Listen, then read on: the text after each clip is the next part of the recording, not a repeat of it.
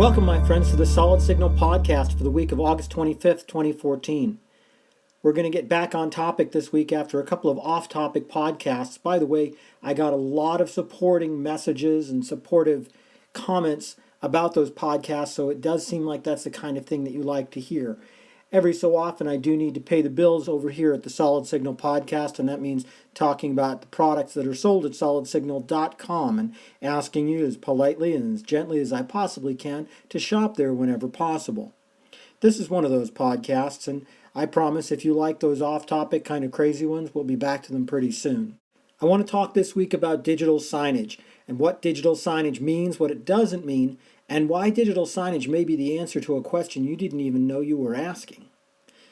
First of all, digital signage is not the stuff that you see on the side of the freeways. Those are digital billboards. They're annoying, I get it.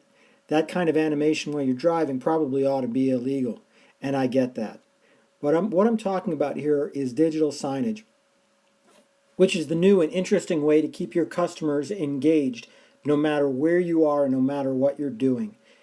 If you've got a waiting room of any kind, if you like to keep your customers around like in a bar or a restaurant, or if you just need to pass along important emergency information, digital signage is for you. Digital signage is a replacement for writing stuff on a bulletin board and sticking it up with a thumbtack, because let's be honest, that's so 20th century.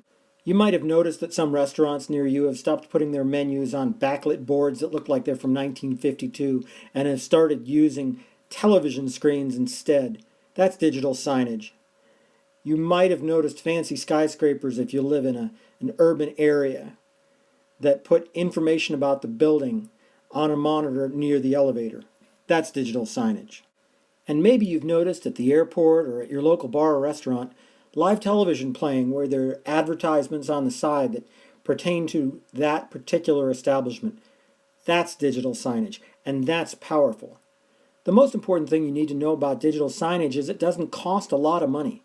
5 years ago it did, but all of a sudden you turn around and digital signage solutions are really inexpensive now. Why? The answer is kind of funny, and it's, ready for this? Smartphones. You see, a lot of the mobile graphics chips that power smartphones and tablets, and in fact the Android operating system itself, can be used to power digital signage systems, so they're really not that expensive. You're using mass market components. And what's even better is that you can do some really fancy stuff with digital signage that you couldn't do that long ago. You can look a lot more professional than if you were just trying to stick up the contents of a PowerPoint presentation or a slideshow from your computer. For example, you can have real live TV playing all the time, and then, say, every half hour or so, interrupt it with 5 minutes of commercials about your business. Just like they were watching TV and your commercials come on, except it costs you practically nothing to produce. That's really kind of neat. Or you can have little slides on the side talking about the products that you want to push while live TV is playing all the time, kind of like a CNN type of thing or Fox News type of thing, depending on which side of the aisle you're on. And believe me, this isn't a political discussion. I'm just incredibly geeked out about the idea of digital signage. Why? Because it's so cheap. $200 for a television and not much more than that for a digital signage player, and you are in business. The software is all web-based and it just works super easy. You can do it yourself, or you can find ways to have other people do it for you. You know, it's just amazing how quick this got to be so cheap. And because it is so cheap, it can be so exciting. It can be everywhere. You know, if you remember back in that movie Minority Report, video displays were everywhere and we thought that was super futuristic. You can be part of that. And you can be putting messages up in the lunchroom for your employees. You can be motivating your sales team.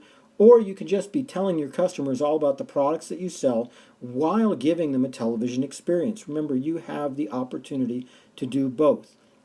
You can present a slideshow of all of your products. You can give emergency information. This is infinitely customizable. And the best part, as I said, is it's not that expensive.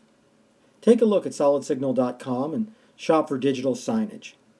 Until I see you next time, have a great week.